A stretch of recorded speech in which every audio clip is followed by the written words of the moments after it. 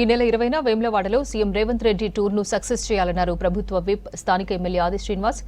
CM పర్యటన సందర్భంగా వేములవాడలోని మహాలింగేశ్వర గార్డెన్లో నిర్వహించిన రాజన్న సిరిసిల్ల జిల్లా స్థాయి విస్తృత స్థాయి సమావేశం నిర్వహించారు.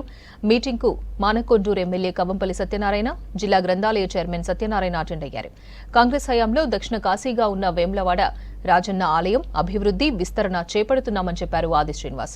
2023-24 బడ్జెట్లో రాజన్న ఆలయానికి 50 కోట్ల నిధులు కేటాయించిందని తెలిపారు.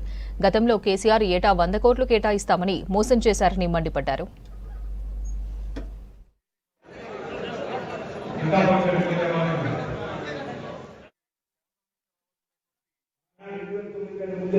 ప్రాజెక్ట్ పూర్తి చేసుకున్నాం. 2009 కంటే ముందు షెడ్యూల్ ప్రాజెక్ట్ పూర్తి చేసుకున్నాం. 2009 కంటే ముందు జోగాపూర్ పంప్ హౌస్ సంబంధించి పూర్తి చేసుకున్నాం. రుద్రేలో నాగార్జున ప్రాజెక్టు పూర్తి చేసుకున్నాం. ఇక మిగతా ప్రాజెక్ట్ ఎక్కడా కూడా ఈ 14-15 సంవత్సరాల కాలంలో పట్టించుకున్న బాబాన బీఆర్ఎస్ పార్టీ పోకపోవడం వల్ల రైతాంగానికి ఎంత ఇబ్బంది అయింది ఎంత తెలుసు. మళ్ళీ ఇప్పుడు చూస్తున్నారు మరి పెన్షన్ పనులు ప్రారంభమే కలిగి సురపడి పనులు ప్రారంభమే కదా. లక్ష్యపడికి సంబంధించి ప్రారంభమైందో లేదా కాంట్రాక్టర్ మాట్లాడి ఈరోజు రేవంత్ రెడ్డి సర్పంచ్ తర్వాత పనులు ప్రారంభం చేసేటువంటి కార్యక్రమం ఈరోజు మొదలైంది.